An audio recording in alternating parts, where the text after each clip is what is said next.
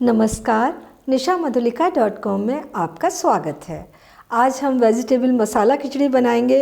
बहुत ही टेस्टी खिचड़ी बनेगी और खिचड़ी अपने आप में पूरा खाना है। इसमें चावल, दाल, सब्जियां यानी विटामिन्स, मिनरल्स हमें पूरे मिल जाते हैं। तो जब भी कुछ जल्दी से बनाना है, फटाफट खिचड़ी बनाई जा सकती है, बहुत अच्छी लगती है। और आज हम खिचड़ी में बहुत सारी सब्जियां और मसालों का यूज़ करेंगे। बहुत ही टेस्टी खिचड़ी बनकर तैयार होगी। तो आइए वेजिटेबल मसाला खिचड़ी बनाना शुरू करते हैं।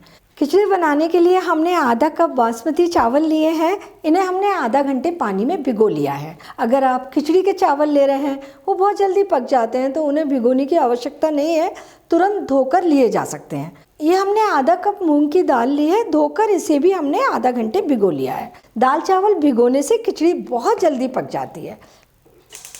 खिचड़ी बनाने के लिए हम कुकर में दाल चावल डालकर उबाल लेंगे। तो हम ये चावल कुकर में डाल देते हैं और हम ऐसा भी कर सकते हैं कि डायरेक्ट हम घी डालें और सब्जियां भूनें और फिर ये दाल चावल मिलाकर पानी डालकर खिचड़ी पका लें, या फिर सब्जियों को अलग से पका लें और बाद में उबले हुए दाल चावल में मिला दें। तो हम सब्जियों को अलग से पकाएंगे क्योंकि वो थोड़ी सी क्रंची रहेंगी। अगर हम सब्जियां पहले से इसमें भून कर और दाल चावल में मिला दें तो सब्जियां सॉफ्ट हो जाएंगी। सॉफ्ट सब्जियां इतनी अच्छी नहीं लगती खाने में जितनी कि क्रंची सब्जियां लगती हैं।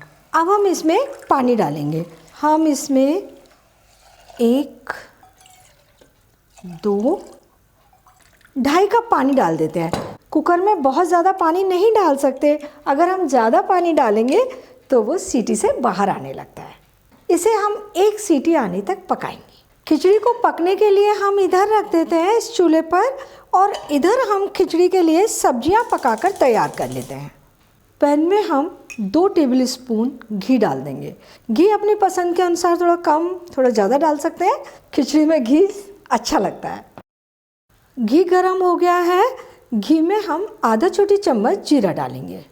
जीरा भुनने पर बिल्कुल आधा पिंच से भी कम हींग लिए हमने। 1/4 छोटी चम्मच हल्दी पाउडर। गैस हमने बिल्कुल धीमी कर दी है ताकि हमारे मसाले जले ना। आधा इंच अदरक का टुकड़ा बारीक कटा हुआ। 2 हरे मिर्च बारीक कटे हुए। ये हमने साबुत खड़े मसाले लिए हैं। इसमें हमने 7 काली मिर्च लिए हैं, 2 लौंग लिए हैं और इनको एकदम दरदरा कूट लिया है। ये हम डाल देते हैं।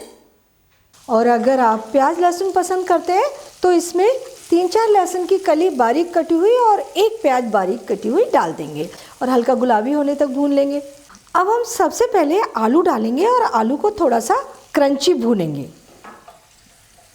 कुकर में सीटी आ गई है, हम गैस बंद कर देते हैं। आलू हमें ब्राउन दिख रहे हैं, अच्छे क्रंची सिककर तैयार हो गए हैं। अब हम फूल गोभी और ये मटर डाल देते हैं और इनको भी क्रंची नरम होने तक भूनते हैं। हमने 1 मिनट गोभी और मटर को भून लिया, ये भी अच्छे क्रंची हो गए हैं। अब हम शिमला मिर्च डालेंगे और 1 मिनट भून लेंगे। शिमला मिर्च बहुत जल्दी नरम हो जाती हैं। और अब हम डालेंगे टमाटर और थोड़ा सा पका लेंगे। सब्जियां अपनी पसंद के अनुसार कोई भी ली जा सकती हैं। जो सब्जी ना पसंद हो उसे हटा सकते हैं। सब्जियां क्रंची भूनकर तैयार हो गई हैं। अब हम इसमें 1 कप पानी डाल देते हैं और अब हम इसमें नमक डाल देते हैं। नमक को दाल चावल के साथ में भी डाला जा सकता है। लाल मिर्च पाउडर और ये गरम मसाला। अगर आप ज़्यादा तीखा पसंद करते हैं तो लाल मिर्च पाउडर और डाल सकते हैं। सारी चीज़ों को मिला देते हैं और हम अपना कुकर खोल के देख लेते हैं। प्रेशर ख़त्म हो गया। अगर हम इसे देखें तो हम देख रहे हैं कि दाल चावल पककर तैयार हो गए, लेकिन बहुत गाढ़े हैं। तो पानी इसमें हमने 1 कप डाल दिया, 1 कप और डाल देते हैं और इसमें उबाल आने देते हैं। खिचड़ी को अपनी पसंद के अनुसार थोड़ा सा पतला या गाढ़ा रखा जा सकता है। इसमें उबाल आ गया है। अब हम दाल चावल इसी पैन में डालेंगे और मिक्स कर देंगे। और हमें लग रहा है खिचड़ी अभी भी बहुत गाढ़ी है,